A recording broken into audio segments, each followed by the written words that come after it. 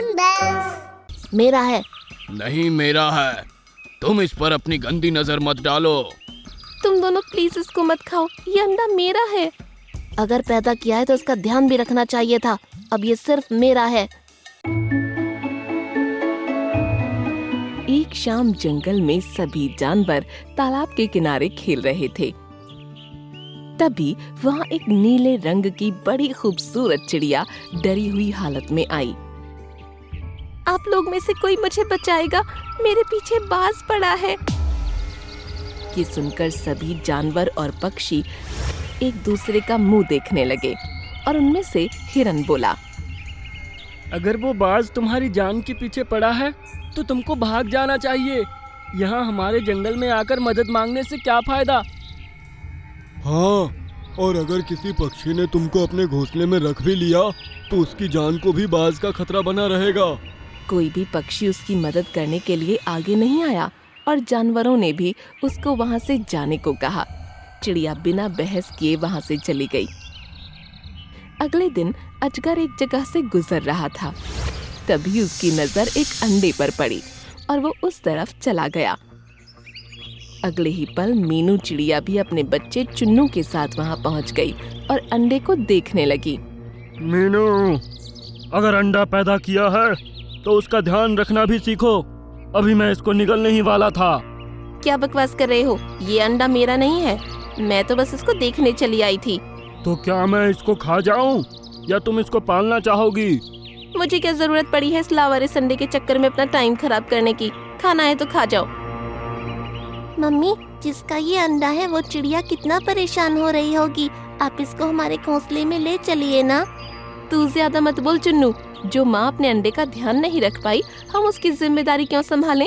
ठीक है, मैं इसको खा जाता हूँ। ऐसा कहकर अजगर ने वो अंडा निगल लिया। मीनू अपने बच्चे के साथ वहाँ से चली गई। उसके जाते ही अचानक अजगर के शरीर में दर्द होने लगा। उसको दर्द बर्दाश्त नहीं हुआ। ऐसा लग रहा था कि उसने कोई अंडा नहीं बल्कि कोई सुलगता हुआ कोयला उठाकर अपने मुंह में रख लिया हो। मोंटू बंदर ऊपर पेड़ पर बैठा ये सब देख रहा था। तभी अंडा उसके मुंह से बाहर निकला और अजगर गायब हो गया। अरे बाप रे, ये कैसे हुआ? एक अंडे को खाने पर कोई गायब कैसे हो सकता है? इस तरफ मीनू चिड़िया भी अपने घोंसले में बैठी बैठी गायब हो गई। अगले दिन कालू बिल्ला और भूरा बिल्ला जंगल में खाने की तलाश में घूम रहे थे। तभी उनको वही अंडा नजर आया। दोनों फटाक से उसके पास पहुंचे। मेरा है। नहीं मेरा है, तुम इस पर अपनी गंदी नजर मत डालो। तभी वहाँ पर नीली चिड़िया आ गई और बोली, तुम दोनों प्लीज इसको मत खाओ, ये अंडा मेरा है। अगर पैदा किया है तो उसका ध्यान भी रखना चाहिए था, अब ये सिर्फ मेरा है। ऐसा कहकर कालू बिल्ले ने उसको अपने मुंह में डाल लिया। वो चीखने चिल्लाने लगा। उसको देख भूरा बिल्ला डर गया। फिर अचानक उसके मुंह से अंडा बाहर आया और कालू बिल्ला गायब हो गया। अरे बाप रे, ये क्या है? भूतिया अंडा, भूतिया अंडा! भूरा बिल्ला भी चीखता चिल्लाता वहां से भाग निकला। अब जंगल के सभी जानवरों के साथ ऐसे ही वाकये होने लगे। सभी को वो अंडा नजर आता और फिर उसे खाते ही वो गायब हो जाते। शेर खान ने जब देखा कि जंगल के जानवर गायब हो रहे हैं तो उसने सभा बैठाई। हमारे कई जानवर रहस्यमयी तरीके से गायब हो रहे हैं, न उनकी तलाश मिलती है न वो वापस आते हैं।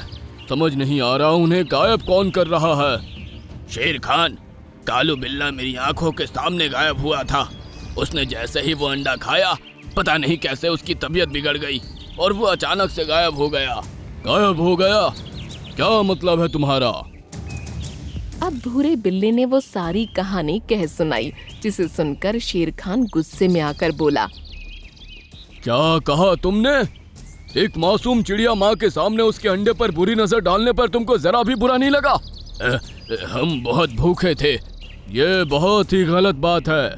लेकिन फिलहाल मैं गायब हुए जानवरों को लेकर परेशान हूँ, इसलिए अभी तुमको छोड़ रहा हूँ। अब मोंटू बंदर ने भी दिमाग पर जोर दिया और शेर खान को बताया कि अजगर भी किसी अंडे को निगलने के बाद ही गायब हुआ था। बहुत ही अजीब बात है, जानवरों के गायब होने की बजाय कोई अंडा भी हो सकता है। सुनने में भी अजीब लग रहा है। मैं सभी जानवरों को हुक्म देता हूँ कि जिसे भी कहीं कोई अंडा दिखाई दे तो उसको खाने की कोशिश ना करें।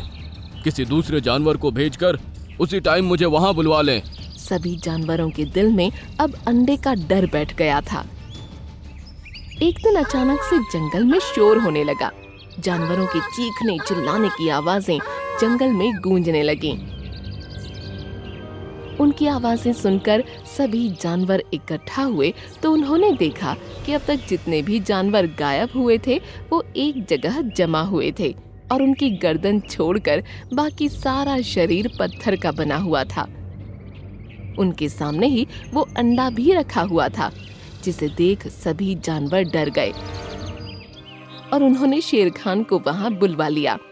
शेर खान ने अंडे को गौर से देखा और बोला, तुम्हें खाते ही ये जानवर गायब हो गए थे और आज वापस दिखाई दिए हैं, तो इसका शरीर पत्थर का बना हुआ है। मैं समझ गया कि तुम कोई आम अंडे नहीं हो। अपने असली रूप में वापस आओ और हमें बताओ कि तुमने अब तक जो किया उसके पीछे क्या वजह है। अंडा अचानक हिलने लगा और गायब हो गया। ठीक उसी जगह वही नीली चिड़िया नजर आने लगी। सभी उसे देखकर हैरान रह गए। मैं जादुई नगर के जंगल से हूँ और मैं तुम्हारे जंगल के जानवरों का इम्तिहान ले रही थी। मुझे अफसोस है, इस इम्तिहान में तुम्हारे जंगल के सारे जानवर फेल हुए। इतना बड़ा अजगर होकर एक अंडे को निगलने में उसको जरा भी बुरा नहीं लगा। दूसरी थी मीनू चिड़िया, जिसने एक माँ होते हुए भी किसी दूसरी माँ के अंडे की हिफाजत करने की कोशिश नहीं की और उसको छोड़कर चली गई। तीसरा था कालू बिलोटा। मैं तो उसके सामने भी आ चुकी थी। मैंने उससे कहा कि मैंने बड़ी मुश्किल से इस अंडे को पैदा किया है, लेकिन फिर भी उसने मेरी आंखों के सामने मेरे अंडे को खा लिया। और आज जो ये सब जानवर पत्थर के बने हैं, ये सब अपने कर्मों की सजा भुगत रहे हैं। मुझे बहुत बुरा लग रहा है ये जानकर कि मेरे जंगल के जानवर इतने आलसी, लापरवाह और बेरहम हो चुके हैं कि इनको सही गलत की पहचान ही नहीं रही। शेर खान और चिड़िया की बात सुनकर सभी जानवरों को अपनी गलती का एहसास हुआ। सभी ने एक साथ कहा, हम सब गलत रास्ते पर थे। आगे से हम अपनी सारी बुरी आदतों को छोड़ देंगे। उसके बाद पत्थर बन चुके जानवरों ने भी चिड़िया से माफी मांगी। तुम लोगों को अपनी गलती का एहसास हो चुका है, तो मैं तुमको एक और मौका देती हूँ। उम्मीद है तुम लोग फिर से गलती नहीं करोगे। ऐसा कहकर चिड़िया वहाँ से गायब हो गई। अगले ही पल सभी जानवरों के शरीर फिर से ठीक हो गए और सभी खुशी से उछल पड़े। शेर खान भी बहुत खुश हुआ। उस दिन के बाद से सभी जानवरों ने अपनी बुरी आदतें छोड़ दी और अच्छे से अपनी जिंदगी गुजारने लगे। ठीक है, तुम लोगों को लगता है कि मैं राजा बनने लायक नहीं हूँ, तो मैं ये सिंहासन खुद छोड़ रहा हूँ। आखिरकार तुमको अक्ल आ ही गई सारस। ग्रीनलैंड जंगल के एक इलाके में बहुत सारे पक्षी रहा करते थे। यहाँ का राजा एक सारस था। सभी पक्षी उसकी बहुत इज्जत करते थे और उसकी आज्ञा का पूरी तरह से पालन किया जाता था। उसकी इसी लोकप्रियता से गोल्डीबाज बहुत ज्यादा जलता था। हमारे जंगल के सभी पक्षी एक नंबर के बेवकूफ है। ये तुम क्या कह रहे हो गोल्डी? तो और क्या बोलूं? तुम लोगों ने एक सारस को राजा बना रखा है। पतले पतले पैर, लंबी चोंच, ज्यादा ऊंचा उड़ भी नहीं सकता, ना ही किसी बड़े जानवर से लड़ सकता है। और एक तरफ मैं कितना तेज उड़ता हूँ, ये बताने की जरूरत नहीं है। अगर पक्षियों पर मुसीबत आए तो मैं किसी से भी मुकाबला करके हमारे जंगल के पक्षियों को बचा सकता हूँ। सिर्फ ताकतवर होना काफी नहीं है। हमारे सारस राजा में सूझबूझ, न्यायप्रिय, दयालुता और समझदारी जैसे गुण हैं, जो तुम्हारे अंदर बिल्कुल नहीं है। देख लेना, समय आने पर मैं दिखा दूंगा कि उस सारस से ज्यादा मैं एक अच्छा राजा बनने लायक हूँ। एक शाम मिंकू चिड़ा और उसकी पत्नी तीनू चिड़िया तालाब के किनारे बैठकर पानी पी रहे थे। तभी अचानक से एक पत्थर किसी ने तालाब में मारा। छपाक से पानी आकर मिंकू के चेहरे पर पड़ा। अरे ये क्या हो गया भाई? मिंकू की आंखों में पानी चला गया और उसको कुछ दिखाई नहीं दिया। उसने कुछ कदम पीछे लिए और अपनी गर्दन को झटक कर पानी झाड़ा। जब आंख खुली तो उसने अपने आप को अकेला पाया। अरे ये टीनू कहाँ चली गई? उसने पाया कि जमीन पर एक लेटर पड़ा हुआ था। उसको पढ़ना नहीं आता था, इसलिए वो उस लेटर को लेकर सारस राजा के दरबार में पहुंचा। तुम्हारी बीवी टीनू मेरे पास है और अब मैं उसको खत्म करने वाला हूँ। तुम्हारे पास बस कल शाम तक का समय है। मुझे ढूंढकर मुझसे लड़कर अपनी बीवी को बचा लो, नहीं तो मैं इसको मारकर खा जाऊंगा। कालू सियार। सारस राजा, अब टीनू को मैं कैसे बचाऊंगा? आप कुछ कीजिए। सारस राजा के बोलने से पहले ही गोल्डी बोल पड़ा। तुम फिक्र मत करो, मेरे होते हुए वो टीनू को कुछ नहीं कर सकता। मैं टीनू को सही सलामत वापस लेकर आऊंगा।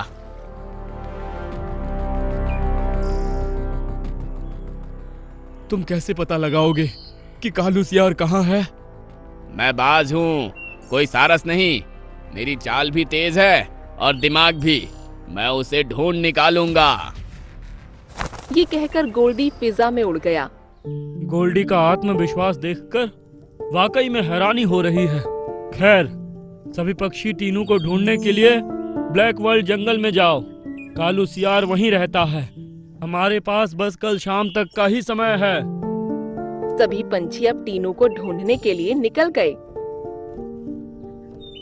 और गोल्डी ने भी उसको ढूंढने में अपनी जी जान लगा दी।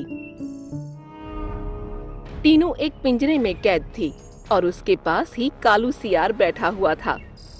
क्यों टीनू, तुम्हारे जंगल से अभी तक कोई नहीं आया तुमको बचाने? तुम्हारे सारस राजा की सूझबूझ काम नहीं कर रही है क्या? दुष्ट सियार, मुझ जैसी कमजोर छोटी चिड़िया को अगवा करके तुमको आखिर मिलेगा क्या? तभी गोल्डी वहाँ पर आया और सियार के सर पर मंडराने लगा। अरे कौन है ये? दुष्ट सियार, टीनू को छोड़ दे, नहीं तो तेरा बहुत बुरा हाल करूंगा। एक बाज होकर सियार का शिकार करेगा? अच्छा जोक है।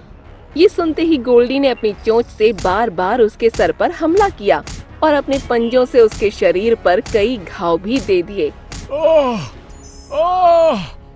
अरे बाप रे, ये गोल्डी बाज तो बहुत ही खतरनाक है। भागो भागो। सियार वहाँ से भाग निकला और गोल्डी ने तीनों चिड़िया को आजाद किया। दूसरी तरफ सारस राजा परेशान बैठे थे और सभी पक्षी भी जंगल घूमकर वापस आ चुके थे। सारस राजा, हमने पूरा जंगल छान मारा, लेकिन टीनू का कुछ पता नहीं चला। टीनू को अगर कुछ हो गया तो हम अपने आप को कभी माफ नहीं कर पाएंगे। तभी गोल्डी बाज टीनू चिड़िया को अपने साथ लिए हाजिर हुआ। गोल्डी के होते हुए जंगल के किसी पक्षी को कोई नुकसान नहीं हो सकता।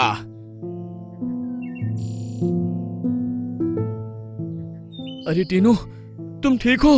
हाँ, मैं ठीक हूँ। अगर गोल्डी भैया टाइम पर नहीं आते तो पता नहीं मैं अभी जिंदा होती भी या नहीं। सच में गोल्डी बाज, असल में तुम ही राजा बनने के लायक हो। सारस राजा ने तो मेरी उम्मीद ही तोड़ दी थी। ये सुनकर सारस को बहुत ठेस पहुंची।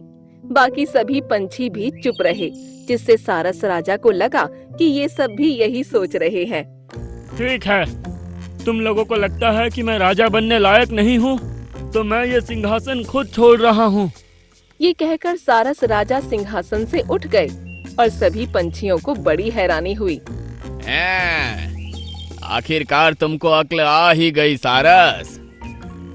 अब गोल्डी सिंहासन पर बैठा और सभी पंछी उसकी जय जयकार करने लगे। गोल्डी राजा की जय हो, गोल्डी राजा की जय हो। गोल्डी की पत्नी चील भी अब वहीं उसके साथ रहने लगी। अगली सुबह जब गोल्डी सोकर उठा तो उसने खुद को अकेला पाया।